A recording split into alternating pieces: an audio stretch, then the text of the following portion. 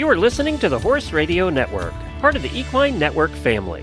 What a beautiful day for horses in the morning. You are listening to the #1 horse podcast in the world. Here is your entertaining look at the horse world and the people in it.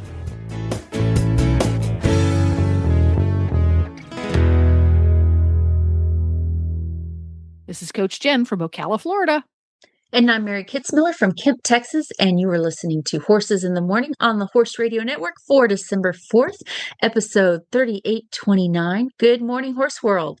What is your favorite day of the week? You never stop learning. You never stop understanding. It's more in depth than just riding a horse. Exciting, knowing that for the rest of my life I could work on this and I'll never stop learning.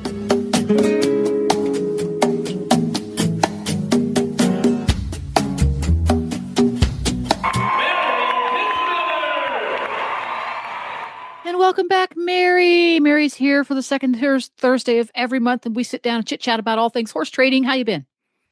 Not too shabby, not too shabby. Finally wound down the show season, so that's good.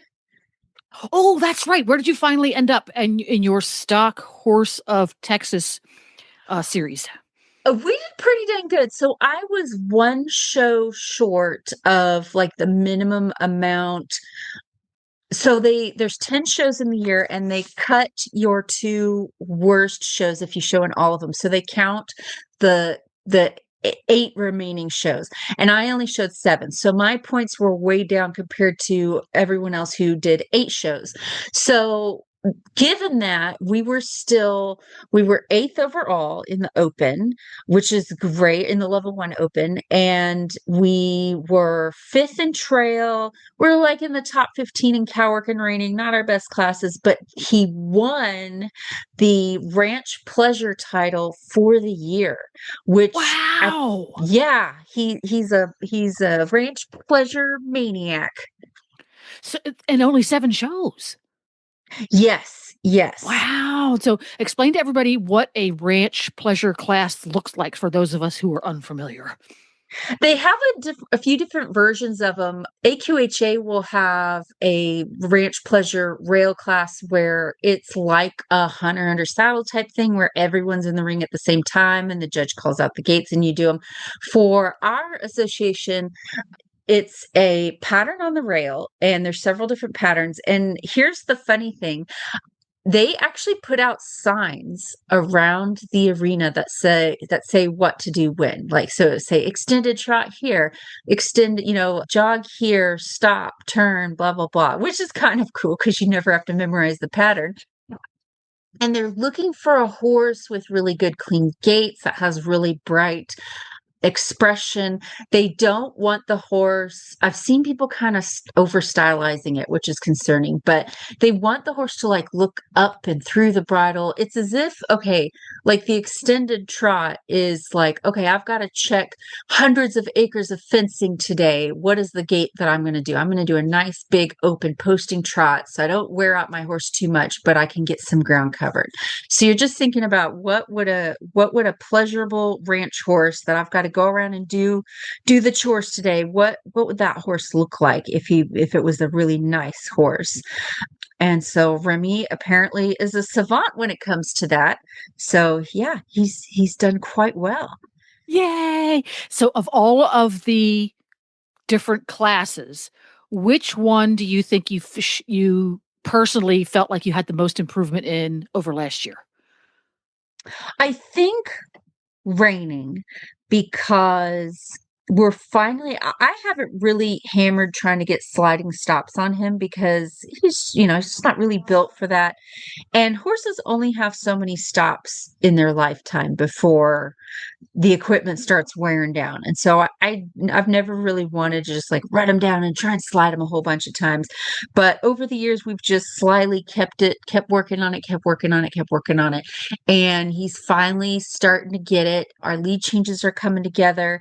And I had a huge aha moment this year that anytime I feel like taking up more rein on him because he feels a little amped up and nervous, I found if I just throw the reins away and just trust him, he's totally fine. And so I'll go into a class and he'll start the first couple strides with his head up in the air and he's like, I can feel his back tense. And I used to like try to gather him up and calm him. And what I do now is I just keep those reins nice and loose and I'm like, you'll figure it out. And within 3 strides, he's like, oh yeah, I'm cool. We're fine. Oh, wow. That's so cool. Well, yeah, that makes, and then he feels more confident in you. It's reciprocal, I'm sure. Yes. Yeah. And it's one of those things where you have to act how different than how you feel sometimes. And, it's a combination of this is what's really fun about showing is each horse has different preferences and it's a very much a psychological game. So some horses might want the security of you, taking up the reins and saying, it's okay. I'm here. I got you. And you don't learn it until you just go to a million shows and you try out different things. But with Remy at home, when I ride him at home, I never care about, I know he's not going anywhere. He's slow as molasses. And so I never really care about where his head is, what's going on here or there, because I know he'll get into frame eventually. So I just ride him loose reins, heck, bridleless half the time. And when I would go to shows, I realized I was trying to micromanage him too much. And so even though he would get real nervous, right, he has this thing where he's calm. And then right before we go in, his head shoots up and he's like, ah, and sort of fakes me out a little bit. And if I go opposite to my nature would be to also go, ah, and then we feed off each other. If I go, no, we're at home.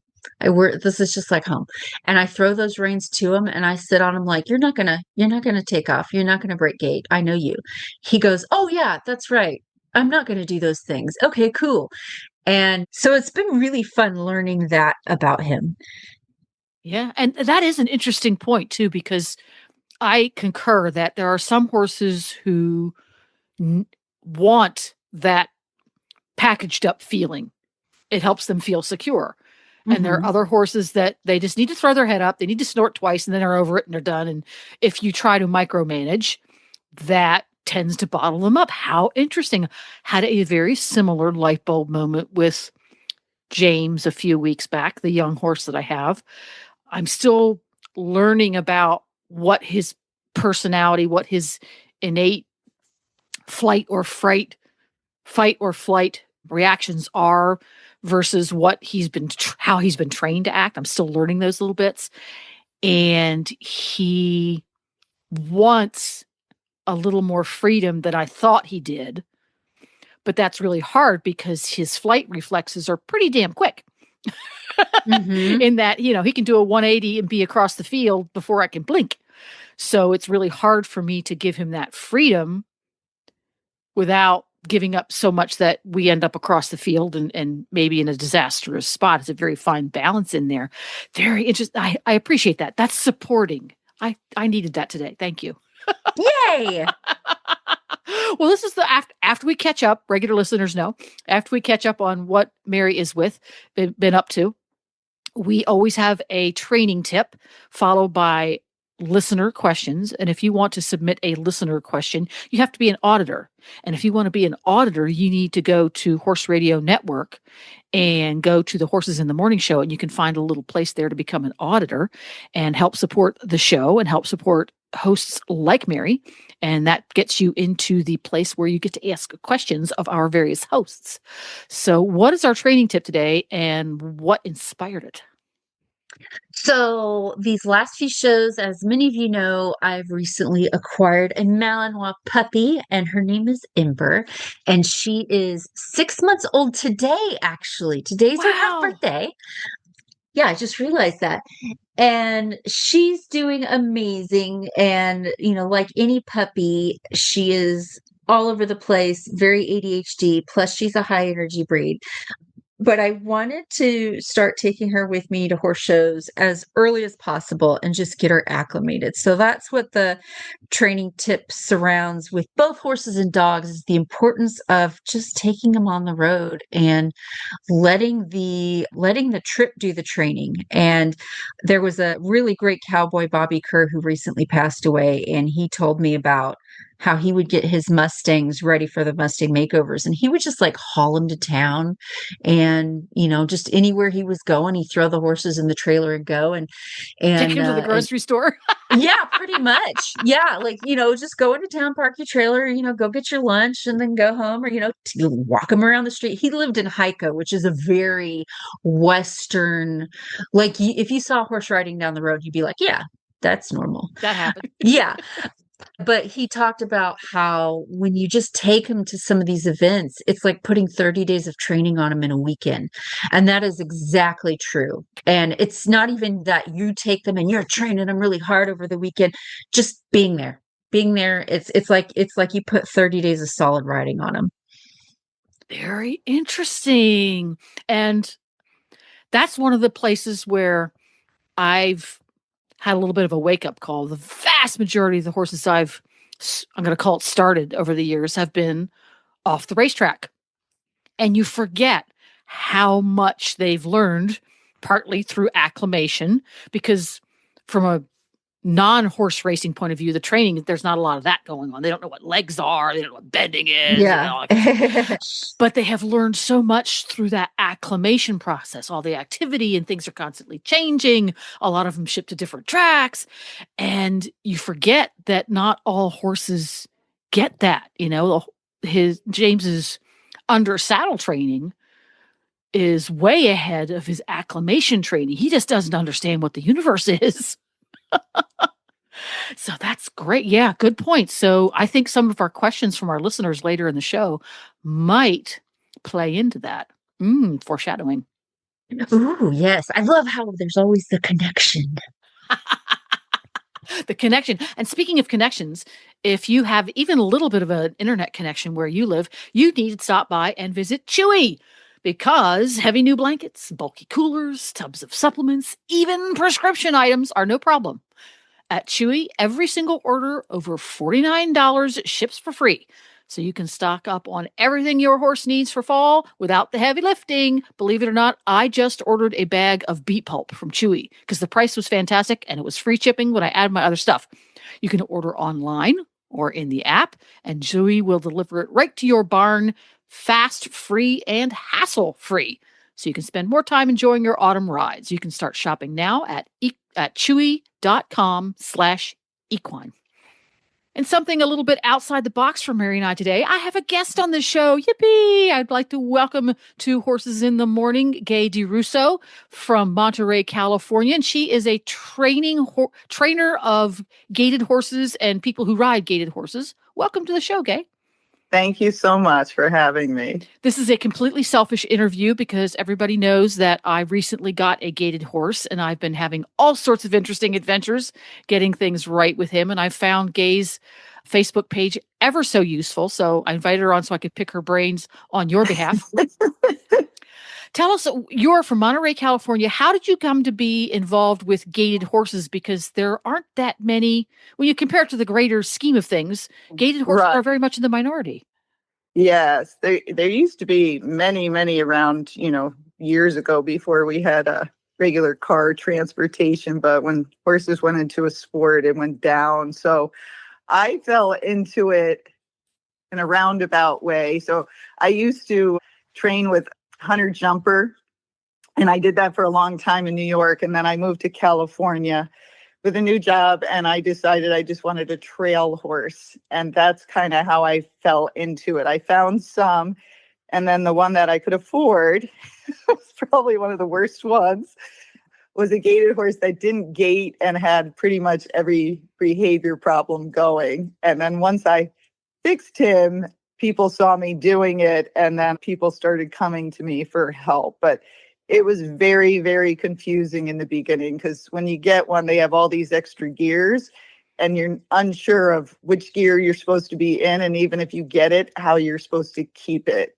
So it can get very confusing. Yes, and that was a real light bulb moment for me when I started following you on Facebook. The only experience I'd ever had with gaited horses was with a Tennessee walking horse who had what I'm going to call very pure gaits. He seemed to have come out of the womb with gaits. Perfect. Yeah. There was never an issue.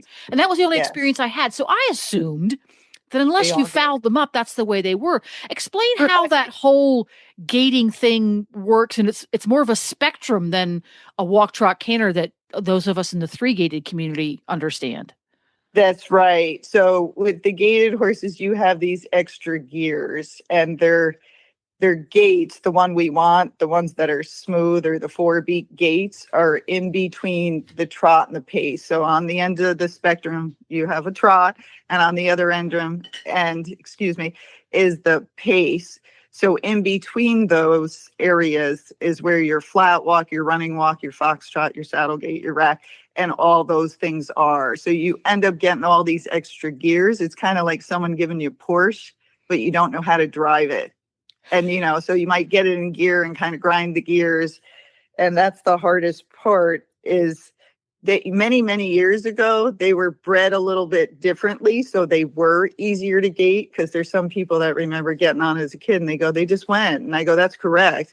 But as people showed more and it became more of a sport, the breeding changed more for looks, and some of it for spirit and leg action. And that's when some of the breeding started to change. And then we ended up getting more pacey horses in the walking horse community, and almost more trotty horses with like the Rocky Mountain horses. And even the fox trotters, they started mixing things, like to get a bigger stride. They put some walking horse breeding within the fox trotter. So it all started getting mixed.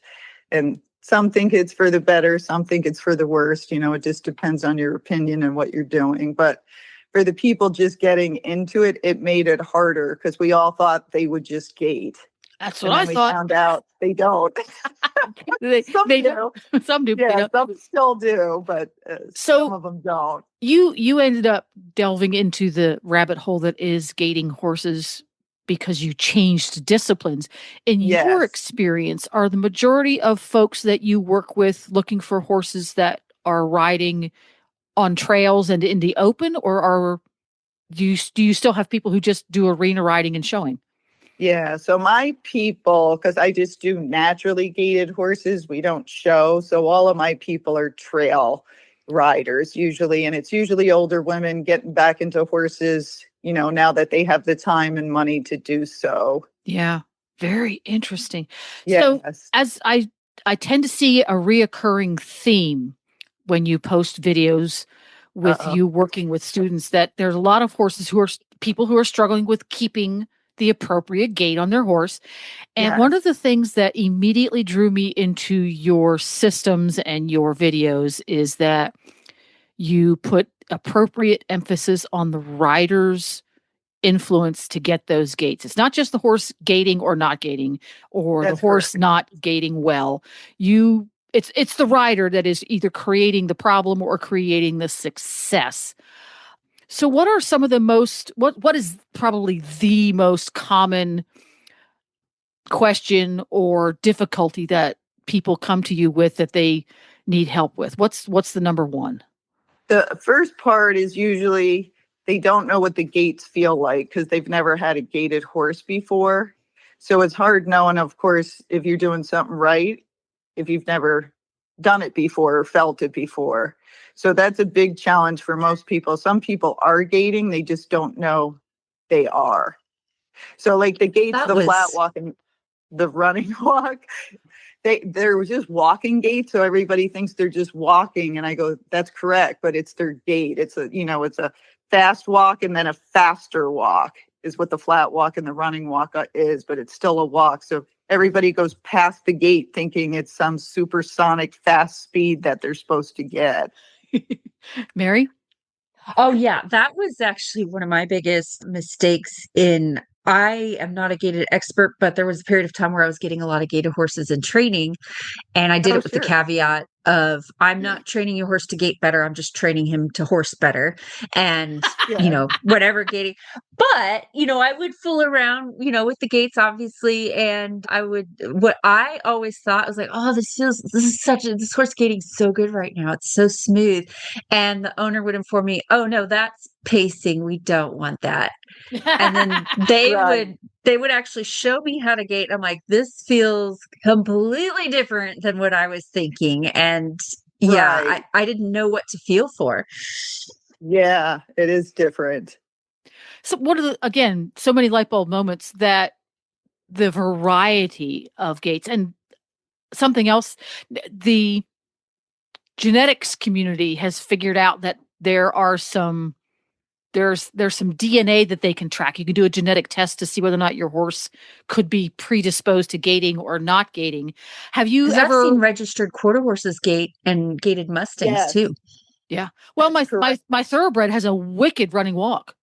Yes. Hello? Isn't that crazy?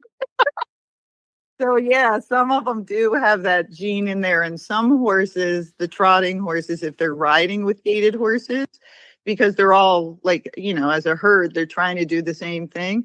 Some of the horses will start gaiting when they're riding next to a gaited horse. Interesting.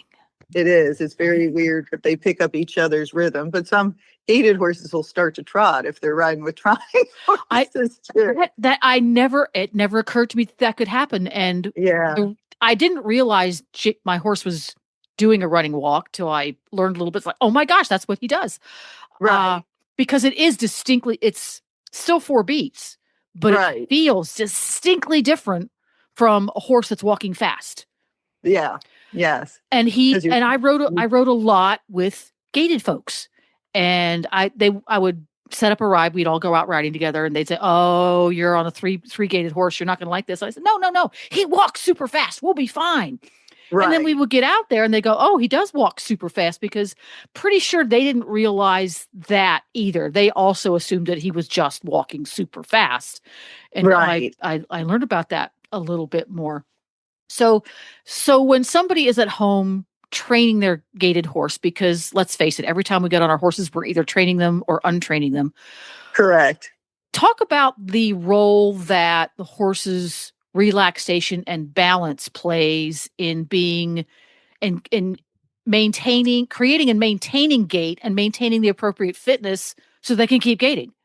Right. So these horses, when they move, if their frame of their body changes, like they're either round, which is what we usually want most horses to do, or you'll see with some of the gaited horses, they're inverted, or like their head's up and their back is kind of arched, it changes the way they move. And so usually if they're engaged more, they'll either gait well or they'll start going towards the trotty side of the spectrum if they get too much roundness with some of the horses, especially if they trot when they're loose. And then if you invert them, that usually takes them more towards the lateral side of the gaited spectrum or going towards the pace. But if they get too much inversion or too much tension around their neck and their spine, they go very lateral. And that's usually when they pace. So you're trying to get right in between those two. And I think that's hard for trainers helping people and people learning to ride it, because we're always trying to round them out and bring their heads down. And then we find if we do that too much with the gaited horses, many of them will fall out of their gait. And so you're trying to ride them more in like a neutral body frame. But many of just we kind of expect when we grow up with horses and we've ridden hunter jumper or reining or any other kind of discipline that they have a lot of training on them. And these horses always don't, because they're bred so calm that many of them take shortcuts. And so you get a horse and you think it knows what to do, but it really has no concept how to bring its head down or give to the bit or bend. And all those things help you to gait the horse. So a lot of beginners get the horses, they don't know what to do, and the horse doesn't know what to do.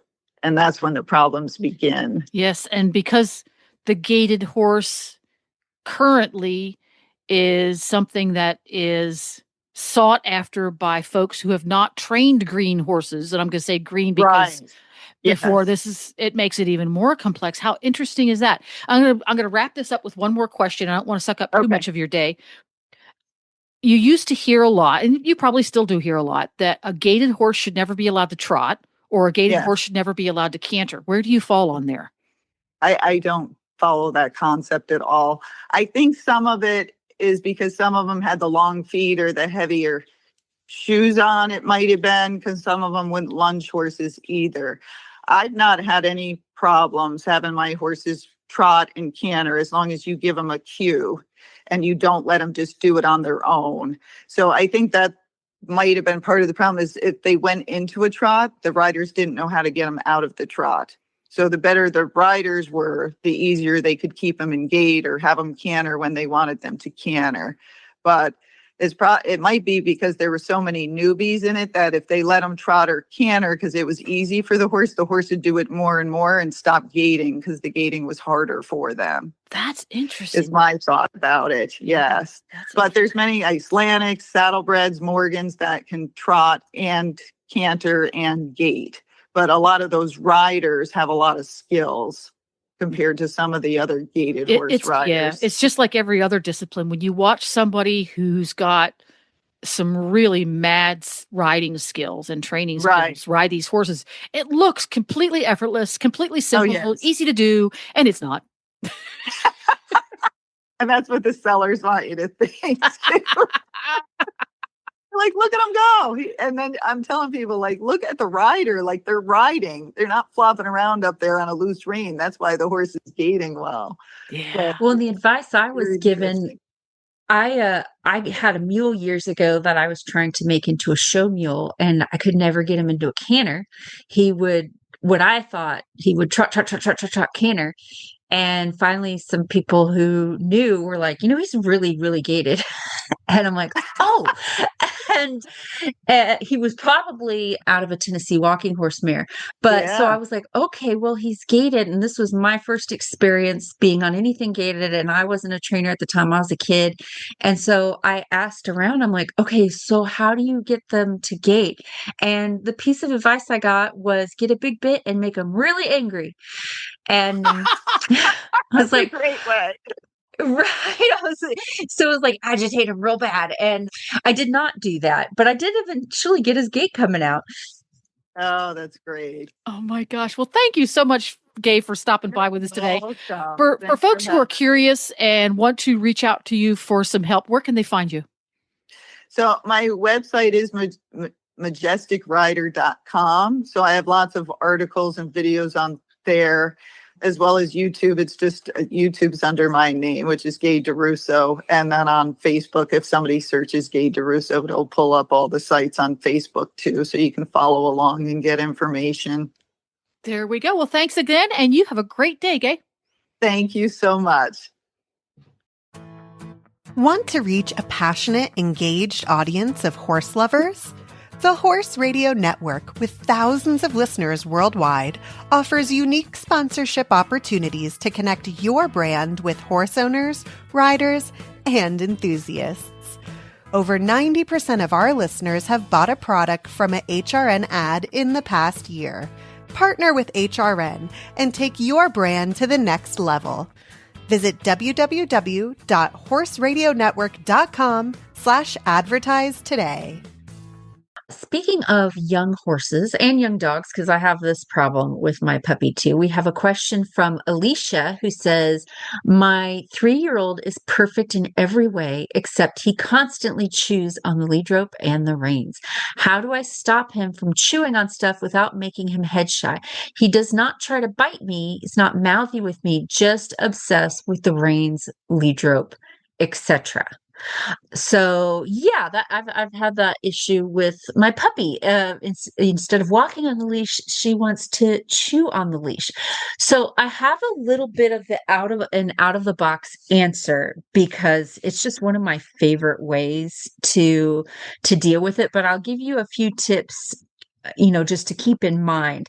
So you want to focus on rewarding the horse for what you want them to do. So the horse is not going to understand that you don't want them to chew on the reins so much as they're going to understand that you do want them to be quiet. So look for moments where the horse is being quiet and reward those and let the horse know he's doing well.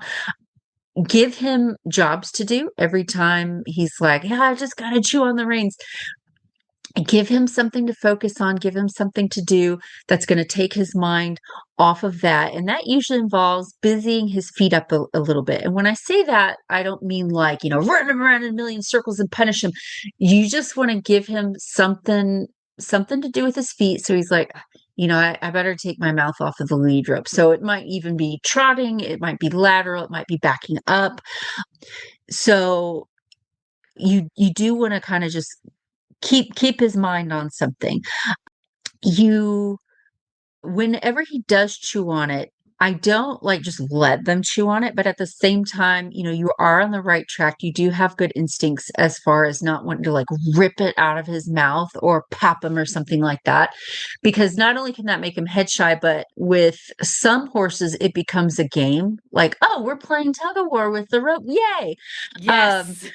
Yeah. So you end up creating more problems than you solve. So I just kind of keep it really boring. So when he chews, I just take it out of his mouth and I just remove the toy from his mouth and try again. So there's with the reins and stuff, with the riding and stuff, there's different bits you can try. I like bits with rollers. So he's got a little fidget toy on his bit, and you can find roller bits with both snaffles and shank bits. So the other thing is, and this is my out of the box answer. And also you want to be very consistent with all of these things. It might take a while of just no, don't do that. No, don't do that. I said, don't do that. I said, don't do that. And raising the Malinois puppy, that is what every day is for me. Is don't chase the cat. No, I said, don't chase the cat. Remember, don't chase the cat. And I have appropriate consequences and I give her appropriate things to redirect her. But I also have to remember that she's a young puppy and she's going to forget everything we just did. And then at a certain age, things start sticking in their brain. So you got a 3-year-old, that's going to happen. But there's a really cool exercise that I read about in one of Alexandra Curlin's books, who's a really good clicker trainer, and she calls it the 300 peck pigeon game. Long story short, the name of the game comes from science experiments where they were able to get animal behaviorists were able to get a pigeon to peck a target 300 times in a row for one reward. And it was a lesson on how long can I get this behavior to last, this good behavior that I'm looking for to last, and just have it go on automatic pilot. How long can I draw that out? And that's very much what training with horses is. And initially, maybe when I'm looking for softness, I look for softness in one moment and then one step and then 2 steps and then 4 steps. And then pretty soon I can do the whole show pattern with my horse soft and on the bridle. So you can use this same idea for walking with the lead rope. And the anecdote that she uses in her book is this very young mouthy horse that she had. And it just so happened that it was at this boarding barn and the weather was preventing lots of turnout and lunging and all of that stuff. So she really could only walk her horse. And of course, he wanted to chew on the rope. And she used clicker training principles, which is just marking good behavior and rewarding it with treats. And so once she got the horse to understand, hey, when you are walking straight and you're calm and your mouth is quiet, I'm going to give you a click. And you do that several times until the horse is like, okay, I know what behavior gets the click. And then she said, okay, now I know that you can do it for a moment or two. Give me 2 steps and then I'll click. And then she built this up over time. And it took over the winter to do this over time of how about 3 steps, now 4 steps, now 10 steps, now 20 steps. And all the way to 300 steps of calm, quiet behavior. So if you're thinking about the mechanics of how this works, it's 300 steps of quiet, soft, respectful behavior for 1 click and 1 treat. Now, you don't have to set it up exactly like that, but it's a really good exercise to get your brain working about where you need to start, what your expectations are, and what kind of diligence it takes to get the behavior to last and last. But man, once you have it, that thing is ingrained for life. It's really cool exercise. Interesting. I'm going to take a page out of a really old book. I believe it was Man o' War by the gentleman who wrote the Black Stallion books, whose name escapes me this particular moment. Is it Farley? Walter Farley? Or Walter is that the Farley. illustrator? Yes, I think the book was called I think the book was maybe called Big Red, but it was about Man o' War. I think I've read it. In the book, the horse bites, and the wise trainer puts a hot baked potato inside the sleeve of his jacket, and the horse bites the potato. The horse bites the potato and says, "Oh, that was awful," and that instantly cures him of biting. But I took a page from that. James, the baby horse, also uber mouthy, not too much on a human being, but if anything gets within, let's say, 4 inches of his face, it's in his mouth instantaneously. So things that could do that, for example, lead ropes and reins, the traditional no-chew sprays that they make have no effect. But I found that I had some of the nastiest, cheapest, most obnoxiously perfumed cleaning product in the barn. It was soap that you could, like generic soap that you could wash tables or floors or whatever in. And I watered that down enough that it still stank really bad, but that was about it. And I sprayed all the surfaces with it. And he doesn't want to put them in his mouth because they smell so fruity. And it's really obnoxious. Think Axe cologne times 10. And it's super cheap. So at least that's that could be a stopgap measure, because half the battle for me is making sure that those objects are not getting close to his lips to begin with. For example, the lead rope, he can't get it if the lead rope is slack, hanging straight down. He has no desire to get it because it's hanging straight down. But if I pull on the lead rope and he doesn't instantly respond, in other words, it goes taut, then it's near his lips and he can bite it. So what I'm doing is rewarding him in two ways. I'm rewarding him for not responding to a soft tension on the reins, on the line, because he didn't move and I pulled. But I'm also teaching him to grab things. And he's going, yay, I get to grab things. All you have to do is pull the lead rope and I get to grab things. That's not what I'm using the lead rope for. So I'm untraining my horse at a rapid rate. So that hyper diligence to not putting the lead rope where he wants to bite it, and he thinks that's a cue to bite it because he's succeeded so many times. He's bitten it thousands of times, so he thinks that's what it's for. He's rehearsed the behavior. So that's on me. Yeah, for the horse, it's kind of like, oh, dang, never mind. You're no fun. Yes, that's not what I wanted to do. And I've had people have some success with, oh gosh, there's a trainer who calls it like brushing their teeth with the mouth, like with the rope. Like, oh, okay, you want the rope? Let's make that rope real busy and wiggle it back and forth to where the horse is like, it's not fun anymore. You made it weird. Yes. Another technique. So you can kind of work with what works with you and your horse. For me, keeping it out of the zone helped a lot, and not reinforcing the behavior by rewarding him by pulling on it. Great question, Alicia. And get back to us. Post over on there on the HRN Auditors Facebook page what techniques you're using and how they're working for you, because there's so many different ways to deal with that problem. Great question. We're going to take a quick break here and hear from one of our important sponsors. And when we come back, we're going to get another listener question. For first-time horse owners and new riders, finding the information and support you need can be challenging. That's why Equine Network has partnered with Sentinel and Absorbine to bring you My New Horse. From important horsekeeping information and how-to videos to social media communities, exclusive experiences, and more, My New Horse is your one-stop shop for riders of all levels and disciplines looking for easy-to-understand horse care information and guidance. Start your horse ownership journey today. Visit mynewhorse.com. So we've got a question from Caitlin. This is a tricky question, and She wants to know, how do you work with an aggressive mare in the warm-up ring? I'm a hunter jumper with a lovely 4-year-old mare who is the ultimate boss mare. She really cares about her environment and any horse that comes and goes, but very brave otherwise. She's already on Regimate, which has worked for her heat cycles, and I've had her tested. Just very boss mare, which can be difficult in the warm-up ring. And yes, we do deck her out in red ribbons.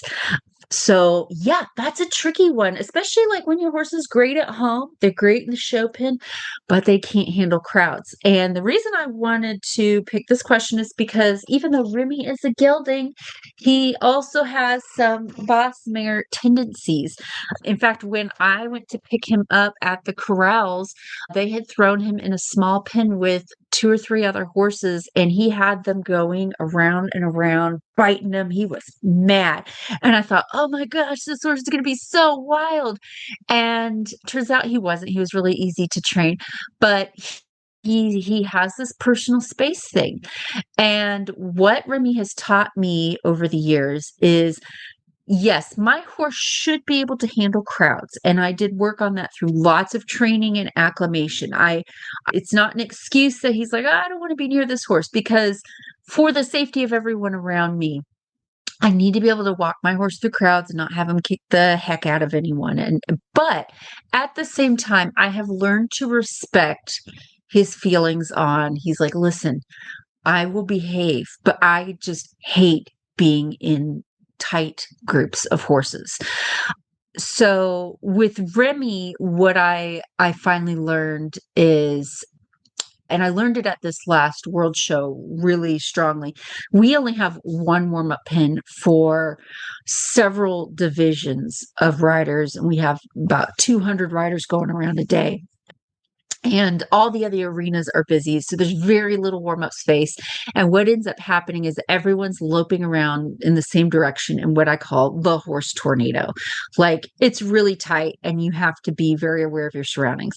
And you want to get your horse legged up and ready to go. But the more I put Remy in the horse tornado, the more cantankerous he would get. He'd start going around with his ears pinned.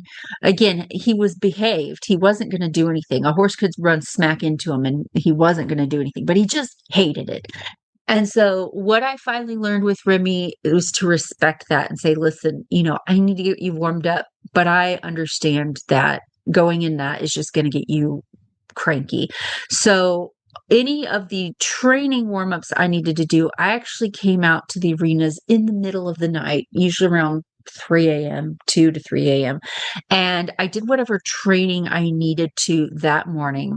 And then I'd put him away, give him an early breakfast, put him away, let him settle, let him have his hay. And then any warm up I needed to do past that. Obviously, I want to get his muscles nice and warmed up. I would either walk him on the outside, just at a walk, just to get him nice and warmed up. I think a walk is a great warm up. Or I would find other areas like, sometimes I'd find a dirt barn aisle and just go and warm them up there. And I would just enough to where, like, okay, your muscles are warmed up. You're not going to injure anything, and just keep it short and sweet and do what I needed to do just to get him in the pen. And that's what worked for him, instead of just getting him angry. So you don't always have that convenience. But in terms of your mare, some mares, it's not that they're really aggressive so much as they're very aware of their space, and the warm-up ring can feel really crowded and unpredictable. So what you want to do, the bubble of comfort is tough to maintain. And I get that. I'm the same way. I do not like people standing within 2 feet of my space. Like, that's why it was one of the very rare blessings of the COVID era. I was like, oh, social distancing. This is lovely. Yeah, I've done the same thing. I find myself when I'm standing in line for anything, I have 6 feet between me and the next person, and I like it. Yeah, when someone's breathing down my neck, I'm like, I'm starting to rage. So you want to keep her focused on you instead of what's going on around you. So, doing a lot of simple, repeatable tasks to keep her busy: circles, serpentines, yielding the hindquarters, nothing complicated, just enough movement that she stays in work mode. So I really like serpentines for this. if she feels really tense, I wouldn't do a lot of just parking and standing with her, because it gives her more time to stare down other horses, which is like me in lines. If I have to stand in a line for too long, I'm like, you know, very angry. So, you don't have to like have her running around or anything, but just walk her forward and get her to think about where she's putting her feet. And you can do this in a very small space. Sometimes I don't have room to or time to go walk around, because maybe I'm too out in my class. And so I'll tell my horse, hey, back up a step. Now walk forward a step. Now soften your face a little bit. How about you flex your head? I just give them a little something to focus. And, you're almost creating like a focus cue. Anytime you feel her attention go to the other horses, give her something to focus on. So one thing I really like for this is a head down cue. So anytime my horse, his head shoots up and he gets really nervous, I said, no, just put your head back down again. And he'll do it and he'll calm down. And then a few seconds later, he's like, no, I have to focus on something else. I said, no, just put your head down. And it's one of those great cues, great things to teach your horse that not only gets their focus back on you, but it actually creates more relaxation.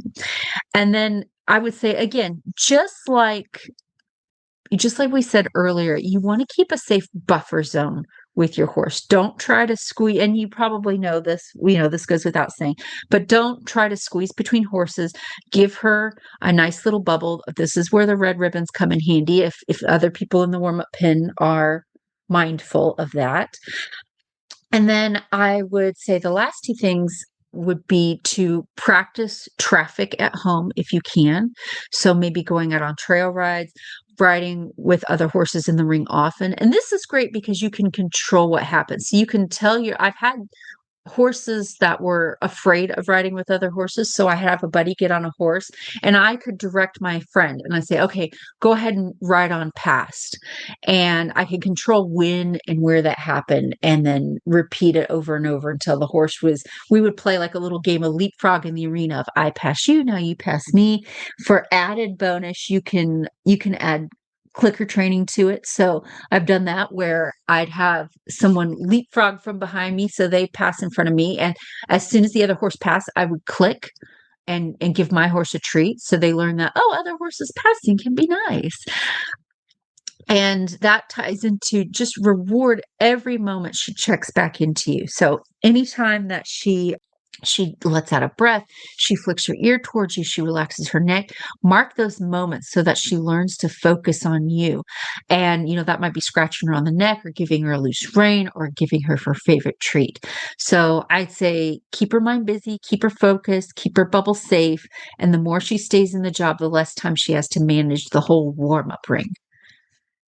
Perfect. Yeah, that's a tricky one. I like the idea of creating a positive reinforcement scenario so that the horse is thinking about the whole experience positively going forward, so that the warm-up ring currently is an unpleasant experience from the horse's point of view. Yeah, it's a grouchy. Yeah, I like the idea of doing that. Would it be useful to start that process from outside the arena before she gets to the point of being grumpy grouchy? So you're standing outside and we go through that process. Oh yeah, absolutely. And sometimes what I found works, like I said, this works for the shows that I'm at. There's one warm-up pin, and sometimes I have to go into the horse tornado to walk a lap. And what I'll tend to do is I'll take him in there, get a little focus, and then leave and say, okay, let's go stand over in this corner now. Or let's go walk down this aisle. And that's better warm up for my guy than actually going around and training him. So, you let him be in the pressure zone for a little bit and then take him out and you let him breathe. So it takes some time to figure out what they need, because you've got to figure out some horses really need a lot of warm up. So you've got to play around you've got to be really mindful of your times and like I said, that's where I found getting my training for the day in the middle of the night when there's no one there. And most of the shows I go to, they leave the arena lights on all night so people can do this because we need a lot of room to do our stuff. Like, if we're working on sliding stops, we need the whole length of the arena. And so you work on that stuff in the middle of the night. Like, okay, you can stop, right? Let's make sure your stops are good. Great. And then all I need right before the show is just to warm up his muscles. I shouldn't be having to train on him right before the class. Right. Yeah. Yeah.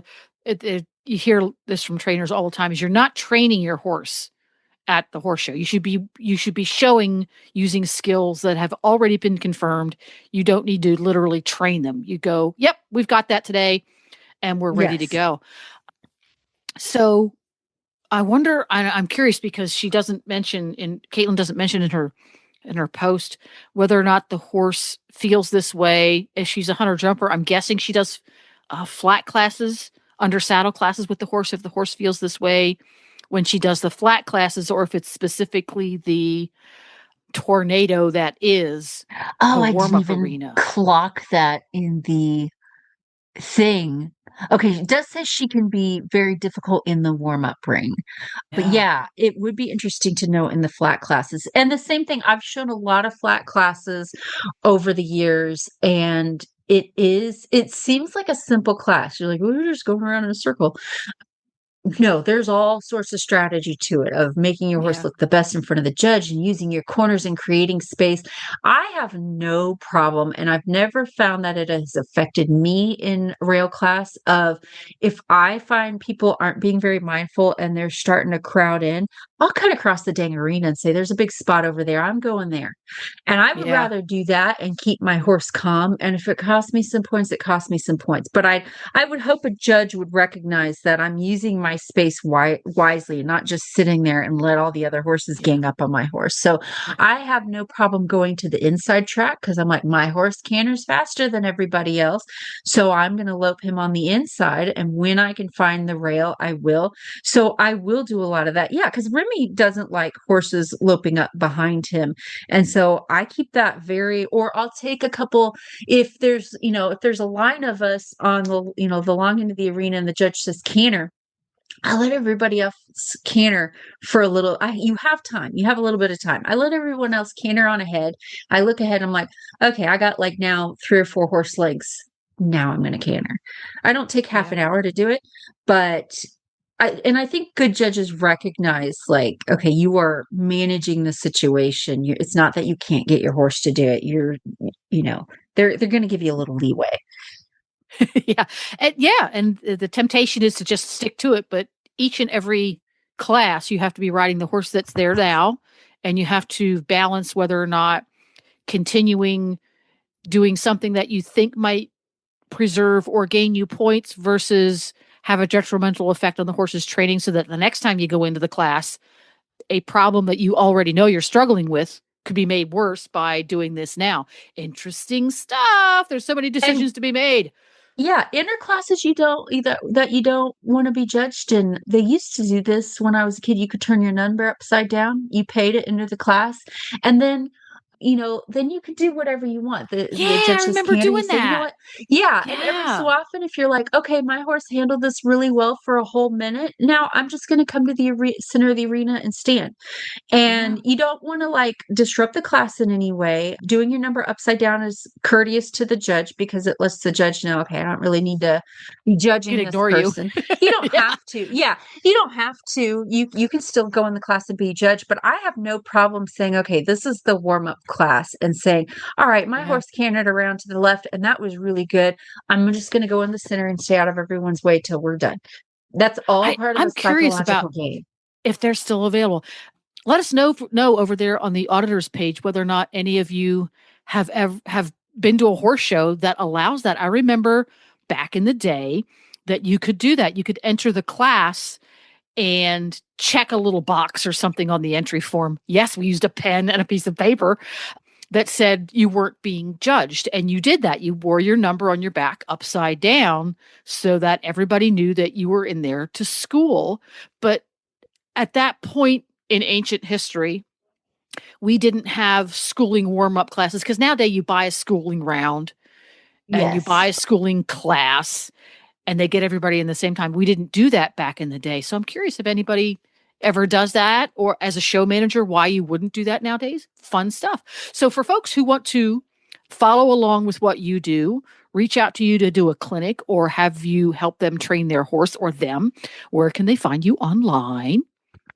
You can find me on Facebook, Mary Kitzmiller Horsemanship, and I am actually checking my website right now because I may have put it on I have not. I'm going to put my website on hiatus. It's marykitzmiller.com, but I want to revamp some things, so just fair warning. And Mary can always be found on social media, Mary Kitzmiller Horsemanship and Mary K. Kitzmiller, I believe you are on Facebook. Yes. There we go. And if you can't manage any of that, just reach out to me, Jennifer at Horse Radio Network, and I'll make sure that Mary gets it. Thank you again for stopping by, and we'll see you again in January 2026. Woohoo! Merry Christmas!